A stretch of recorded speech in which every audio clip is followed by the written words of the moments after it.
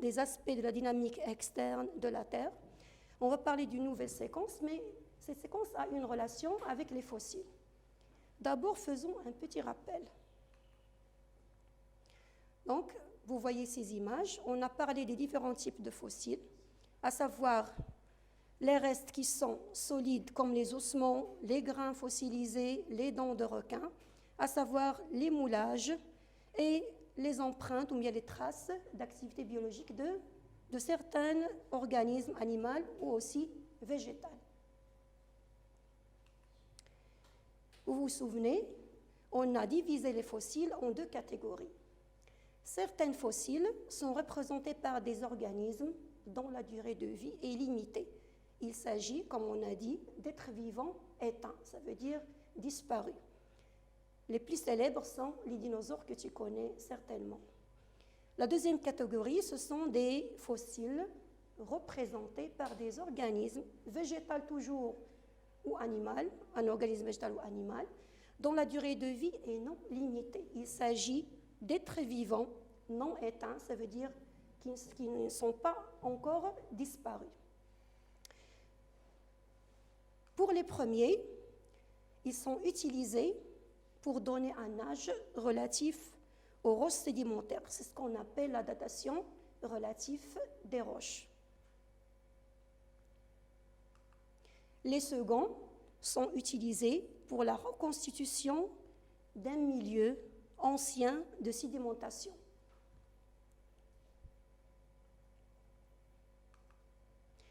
Donc, la question qu'on va se poser, quel est le rôle des fossiles dans la datation relative des roches sédimentaires?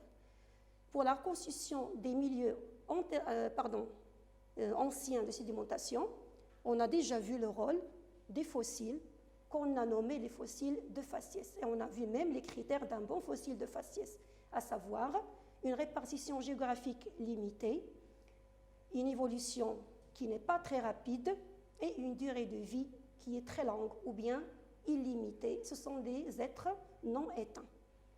Pour les seconds, on va parler d'êtres qui sont éteints, qui sont disparus. Partons d'un exemple, ce sont les ammonites. Ici, on voit l'image d'une ammonite fossile du genre Asteroceras. Donc, c'est quoi les ammonites? C'est un groupe de mollusques préhistoriques. Ça veut dire qu'ils n'existent plus. Proches des pieuvres et des calamars que tu connais certainement. Ces ammonites ont disparu il y a environ 65 millions d'années. Contrairement à la plupart des mollusques céphalopodes, ça veut dire qu'ils ont, on peut dire entre guillemets, les pattes sur la tête, ça veut dire céphalopodes. Les céphalopodes actuels n'ont pas de coquille. Contrairement aux ammonites, comme vous voyez, ils ont une coquille enroulée, un peu comme celle d'une autre espèce appelée nautile.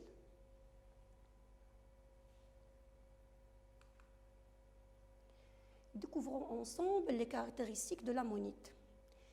Ici, sur ce diagramme, on a ici cette figure avec deux extrémités qu'on peut la lire comme suit. L'extrémité en bas, elle représente la date de l'apparition de l'animal. Au milieu, cette zone un petit peu élargie, elle correspond à la répartition au développement de l'animal. L'extrémité en haut, elle correspond à la date, on peut dire plus ou moins exacte, de la disparition ou bien de l'extinction de l'animal. Revenons à la date d'apparition des ammonites. Les ammonites sont apparus, comme vous voyez, il y a moins de 145 millions d'années. Lors de leur répartition, c'était au milieu des années moins 150 millions d'années, alors que leur extinction était il y a moins 65 millions d'années. Donc, quelles informations peut-on dégager de ce diagramme, bien de cette figure? D'abord, l'ammonite appartient à la catégorie de fossiles représentés par des organismes éteints ou bien disparus. On a même ici la période de vie de cette ammonite, approximativement. Donc, les ammonites ont existé entre moins de 145 millions d'années et moins 65 millions d'années. Donc on peut dire que ce type d'organisme a une durée de vie limitée, contrairement aux fossiles de faciès qui ont une durée de vie qui est non limitée. La première information. La deuxième information, comme vous voyez, on a ici des images réelles de plusieurs coquilles de cette ammonite. Comme vous voyez, les coquilles sont différentes.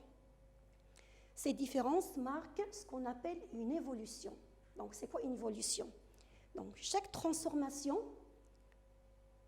dans la forme ou bien dans le mode de vie d'un organisme entre dans le cadre d'une évolution. Ce type de fossile, entre parenthèses d'organisme, est caractérisé par une très rapide évolution. Donc, vu la période de vie, qui est proportionnellement, n'est pas grande, à l'échelle mondiale, moins de 145 millions d'années à moins 65 millions d'années, c'est rien à l'échelle mondiale, mais vu cette période, on peut parler d'une évolution très, très rapide de ce type d'organisme, ou bien, entre parenthèses, de fossiles. Donc, retenons l'essentiel. Un bon fossile, indicateur de temps, d'ailleurs, c'est notre séance, on parle des fossiles qui vont nous aider à dater les roches sédimentaires. Un bon fossile, indicateur de temps, doit avoir une faible extension verticale dans les sédiments. Qu'est-ce que ça veut dire tout ça? Ça veut dire qu'il s'agit d'organismes éteints qu'on ne va pas trouver dans toutes les couches sédimentaires. C'est ce qu'on appelle une faible extension verticale dans les sédiments. Il s'agit, comme je l'ai dit, d'organismes éteints. Donc, à retenir, ce type de fossiles ont une durée de vie limitée dans le temps. Ce sont des êtres éteints, soit des êtres qui appartiennent au groupe des animaux, ou bien de végétaux. La deuxième caractéristique d'un bon fossile indicateur de temps, c'est une grande extension horizontale. Donc, contrairement à la première, ici on parle de la répartition des fossiles au niveau des couches sédimentaires, ici on parle à l'échelle mondiale. Une grande extension horizontale, ça veut dire qu'on peut trouver le même type de fossiles dans plusieurs régions du monde. On parle d'une vaste répartition géographique. Une deuxième fois, contrairement aux fossiles de faciès, qui sont caractérisés par une répartition géographique qui est restreinte ou bien limitée. La troisième caractéristique, comme on l'a déjà vu dans le diagramme, c'est une grande vitesse d'évolution. Donc, ce type de fossiles sont caractérisés, contrairement toujours aux fossiles de faciès, par une grande vitesse d'évolution. Donc, retenons les trois caractères d'un bon fossile indicateur du milieu. Un bon fossile indicateur du milieu doit avoir une durée de vie limitée. On parle d'organismes éteints. Il doit avoir aussi une vaste répartition géographique. Ça veut dire qu'on peut trouver les mêmes fossiles, les mêmes espèces dans plusieurs régions du monde. À la fin, ce type de fossile est caractérisé par une grande vitesse d'évolution. Retenons aussi, tous les fossiles ayant ces caractères permettent très bien de dater les terrains, ou bien tout simplement les roches sédimentaires qu'ils contiennent. Ce type de fossile indicateur de temps, il a un autre nom, on les appelle fossiles stratigraphiques.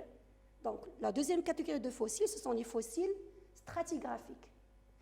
Si tu observes bien, toutes ces caractéristiques sont contraires ou bien sont opposées à celles qui représentent ou bien qui caractérisent les fossiles de faciès.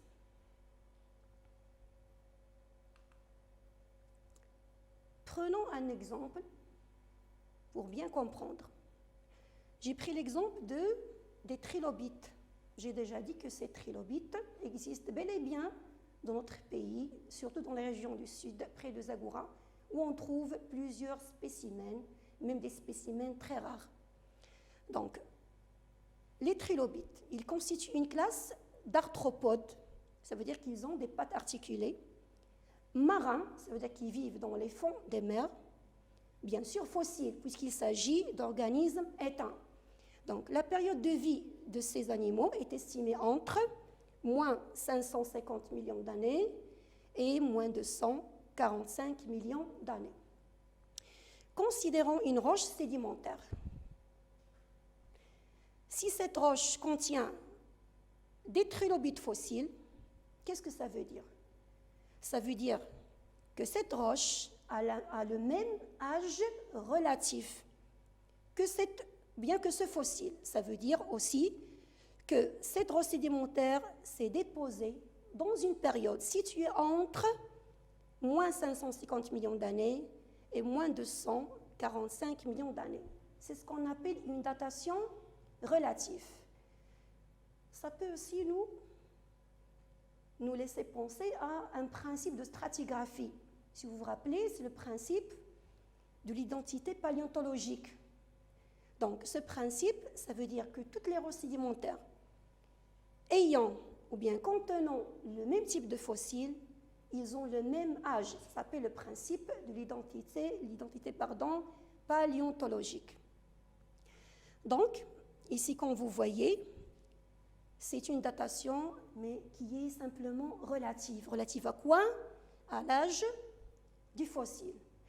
Aussi, on est parti d'un principe qu'on a déjà vu, celui que la fossilisation elle est concomitante avec la diagenèse. Ça veut dire qu'en même temps que les fossiles non cohérents se transforment en roches compactes ou bien cohérentes, les restes contenus en même temps se transforment en fossiles. Ça veut dire que ces phénomènes sont concomitantes, ce qui nous laisse ou bien ce qui nous donne le droit de donner un âge à la roche qui est le même que celui dit du fossile. Toujours dans le cadre d'une datation qu'on a appelée datation relative. Entre parenthèses, il existe une autre datation qu'on ne va pas aborder. C'est une datation absolue des roches, mais elle n'est pas basée sur l'étude des fossiles, mais sur l'étude des éléments radioactifs contenus dans une roche. Ces éléments vont se désintégrer avec le temps et permettre aux géologues de donner une date précise, un âge précis, un âge chiffré, absolu à la roche.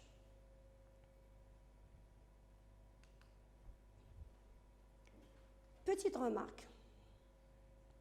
Au cours des temps géologiques, il a existé des périodes de grandes crises biologiques, avec disparition puis apparition de nombreuses espèces. C'est le cas du trilobite, par exemple. Ces crises permettent de découper les temps géologiques en grandes périodes appelées ères. Pour chaque ère, il existe des fossiles, bien sûr caractéristiques. On va parler ou bien on va aborder ce qu'on appelle l'échelle stratigraphique.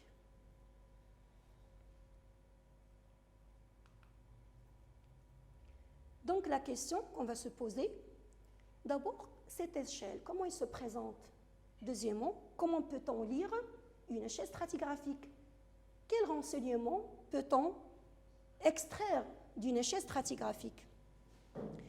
Donc ici, vous voyez, j'ai essayé de choisir la plus simple des échelles stratigraphiques. Pour pouvoir lire cette échelle, on doit la découper en deux.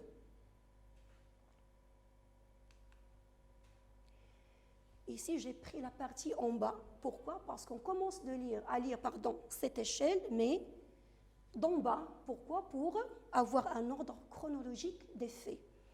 Donc, cette échelle comprend, comme j'ai dit, des ères qui sont des périodes géologiques estimées en millions d'années. Il y a l'ère primaire. Cette ère, lui aussi, est divisée en périodes plus courtes, appelées cycle, période ou bien système. Les systèmes divisés aussi en étages.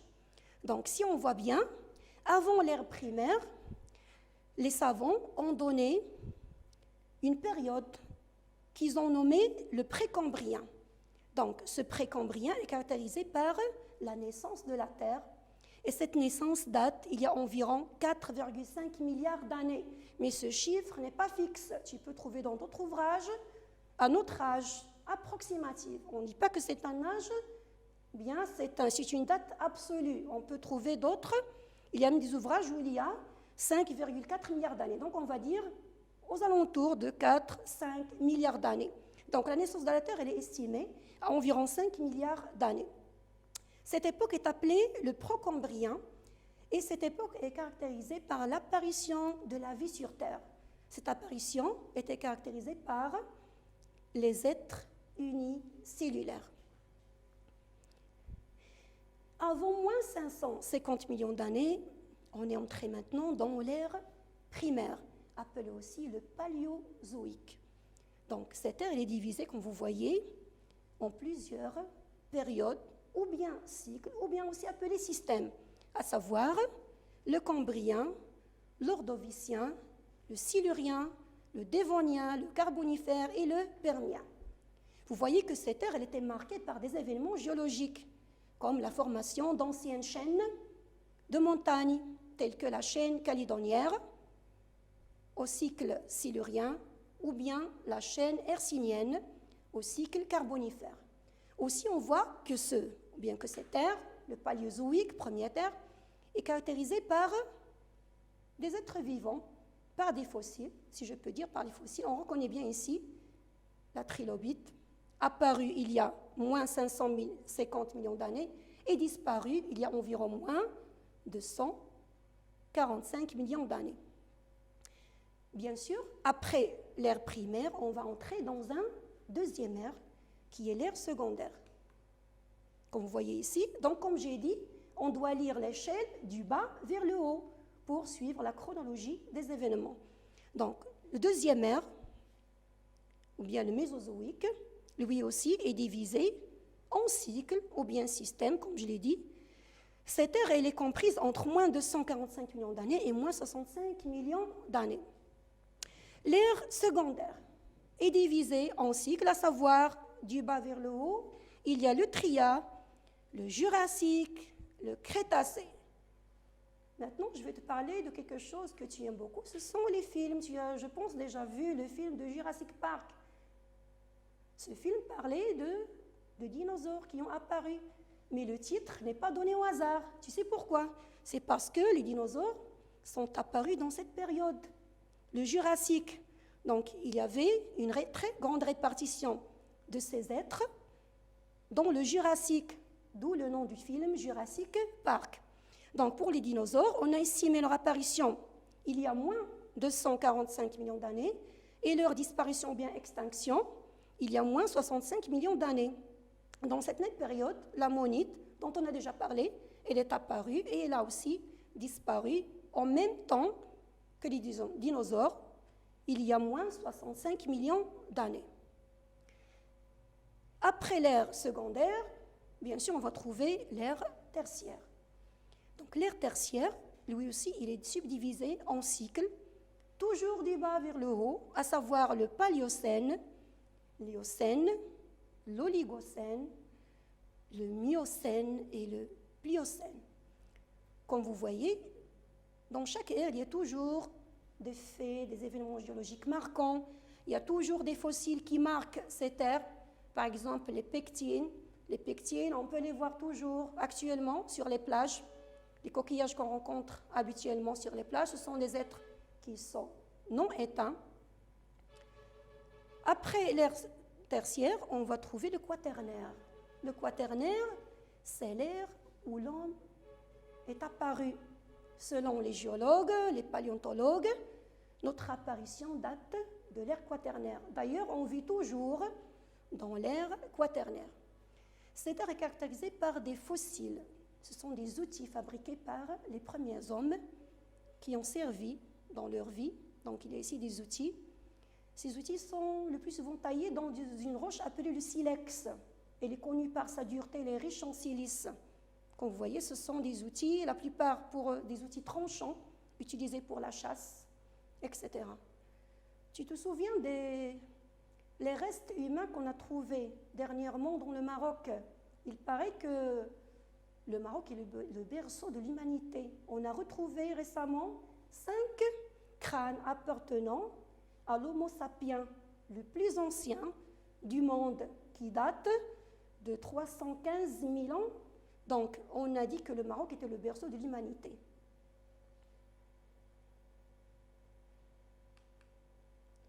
Retenons l'essentiel. L'étude des fossiles a très bien permis aux géologues, aux paléontologues de retracer l'histoire de la Terre et de diviser le temps géologique. Depuis la naissance de la Terre, il y a environ 4,5 milliards d'années. Mais comme j'ai dit, ce n'est pas une date qui est très fixe. Dans d'autres ouvrages, tu peux trouver une autre date, mais qui va aux alentours de 5 milliards d'années. Donc, revenons à notre sujet. Ces fossiles ont permis de diviser le temps géologique depuis la naissance de la Terre, comme on a dit, en grandes périodes appelées ères. L'échelle stratigraphique comporte 4 ères. On peut la lire, comme vous avez vu, du bas vers le haut. L'ère primaire étant le plus ancien, appelé aussi le paléozoïque. Nous vivons actuellement, bien sûr, dans l'ère quaternaire, où l'homme est apparu pour la première fois. Chaque ère comprend des millions d'années et divisé lui-même en périodes proportionnellement plus courtes, appelées cycles, ou bien périodes, ou bien systèmes. Chaque système est subdivisé lui aussi en sous-systèmes ou bien étages. Je peux trouver le mot étage. Pardon, chaque sous-système est divisé lui aussi en étages. Donc, récapitulons. Chaque ère divisée en cycles, chaque cycle peut être divisé en sous-systèmes, chaque sous-système peut être divisé en étages, et ici on va des périodes les plus longues vers des périodes proportionnellement plus courtes, toujours datées en millions d'années. Comme on a vu, chaque cycle est caractérisé par des événements géologiques et des fossiles spécifiques.